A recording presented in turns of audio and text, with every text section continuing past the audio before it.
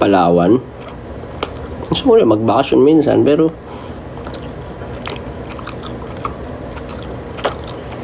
parang wala akong karapatan na nagbakasyon eh. Pero gusto ko. Pero kasi parang hirap magbakasyon sa Pilipinas, no? Isipin mo. No?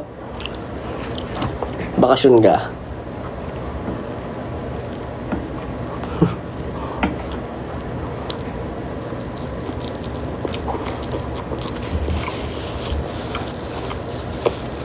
Tapusin mo kumain. Matagal talaga ako kumain. Dadami ako na yung kain ko mamaya. Babalikan ko to.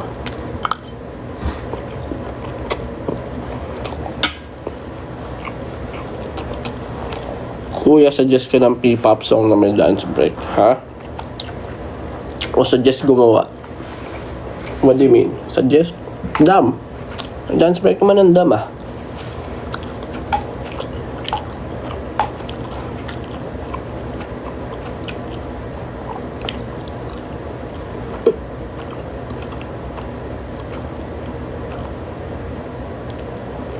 Lakas ulan.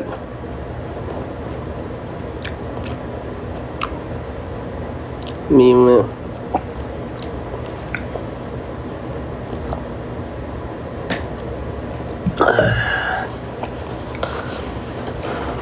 Paano kaya, no?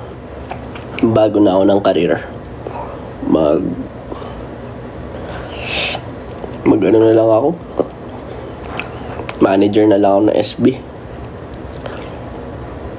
No?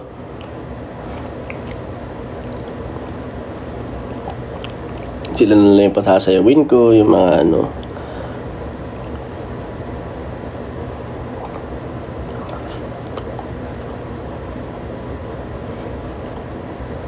Ako na lang mag-handle ng TF nila.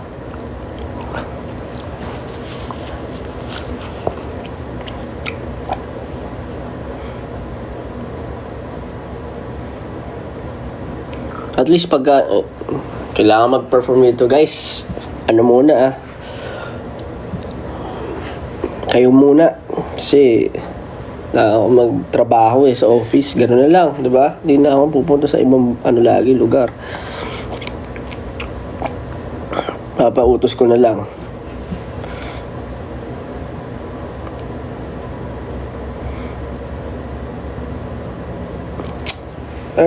May mga minsan gano'n akong thoughts. Away from everything.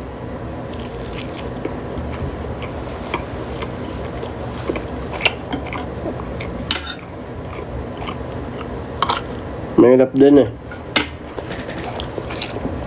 Tulad niya, kanina, sinasabi ko nga, diba? Minsan hindi mo alam kung ano yung feel ng tao. Kaya kayo careful sa mga binibitawan nyo.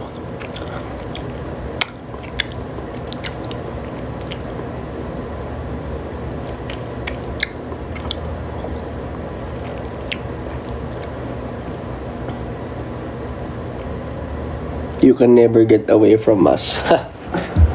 Pag ako nagtago, wala.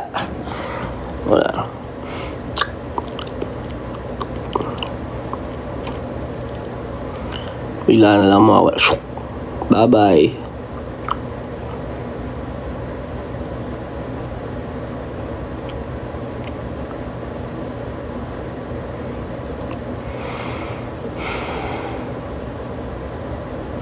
Nakapunta ka na sa Coron. Coron is Palawan ba?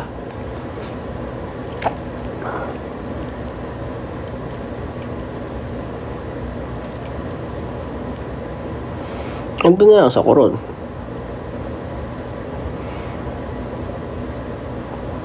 Watching from Seoul. Sultan ko darat. Sultan. Nice joke.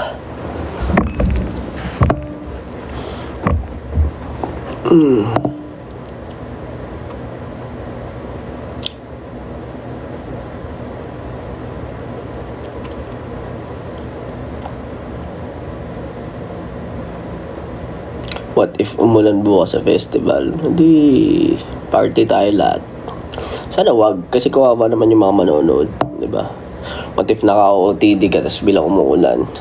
Eh yung venue syempre yung ano, alam ko medyo maputik din kapag naulanan, di ba?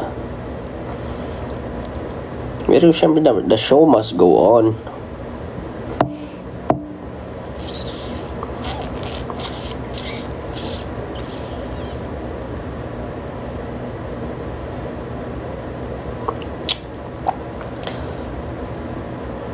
Masyado na ako matagal naka-live ah.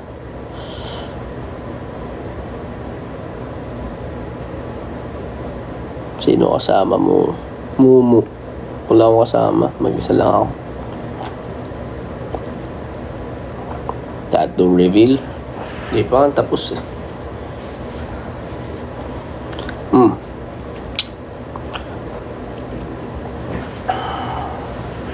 Hindi ko na nasundan ulit. And I hope na ox lang yan.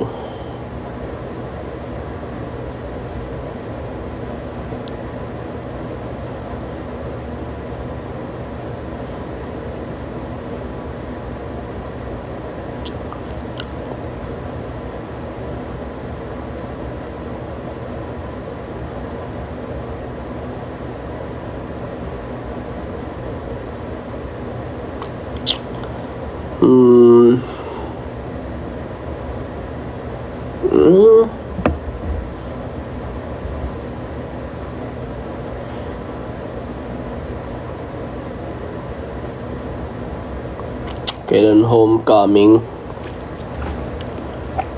Basta mag-ipon na kayo. Yun ang masasabi ko. And of course, sa mga tao na manonood sa Australia, ano tayo, kita-kits tayo.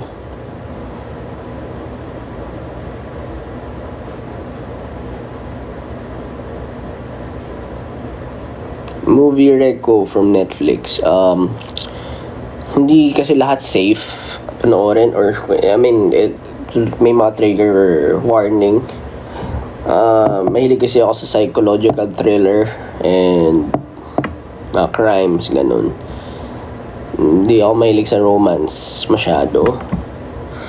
I'm more of somewhat I like something na mas mas malalim, ganun. Hindi ko sinasabi hindi malalalim yung romance, pero ayun, nandun ako sa doon ako na hihilig. Yung parang kakaiba, ganun. So, Monster ba yun? Monsters, something like that. Si Kay Edgin, tsaka yung magkapatid. Kung hindi kayo 18 and above, huwag niyong panoorin. Then, another movies, yung Frankenstein, maganda ngayon, Frankenstein. Siyempre, Physical Asia. Natutuwa rin ako sa Physical Asia. Pero, ayun. Ano pa ba? Ewan ko, may Interstellar pa, pero yun yung number 1 ko before, and I feel like until now, mahilig kasi ako sa mga well, should I say absurd, or a little bit not the usual, ganun. Prison Break, maganda rin. Sabi nila yung Breaking Bad, di ko napanood ever, pero pinakamataas na ratings yun na nakita ko sa mga yung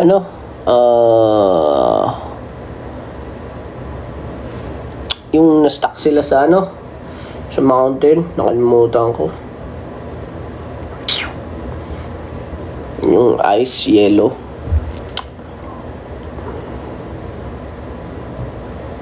Basta nakalimutan ko. Life, I forgot.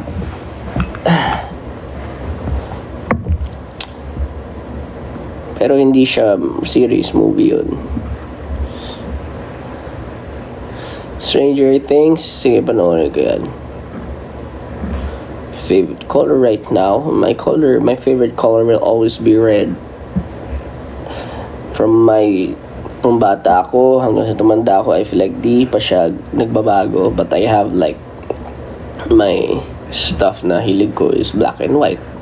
Pero red kasi ever since. Hindi naman ibig sabihin na yun yung gusto ko, ibig sabihin yun yung susuotin ko, but that's just my favorite color. Why red? I don't know. Hindi ko alam. Maybe it matches my personality. Documentaries pala. Panood ko na halos lahat ng documentaries sa Netflix.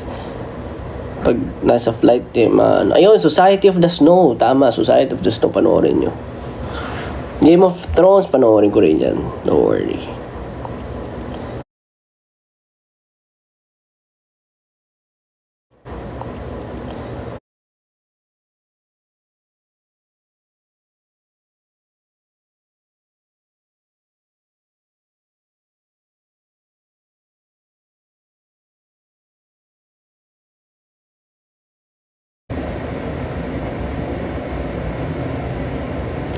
Okay. 10 na rin Meron kaming parang pala akong kailangan gawin, so mag-out na ako. Message sa akin ng management. So, thank you so much. Appreciate y'all. Bye-bye. Good night. Huwag ka muna mag-out ng oras na. Baka 2 hours na ako naka-live or 1.5. Bye-bye. Bye, 18.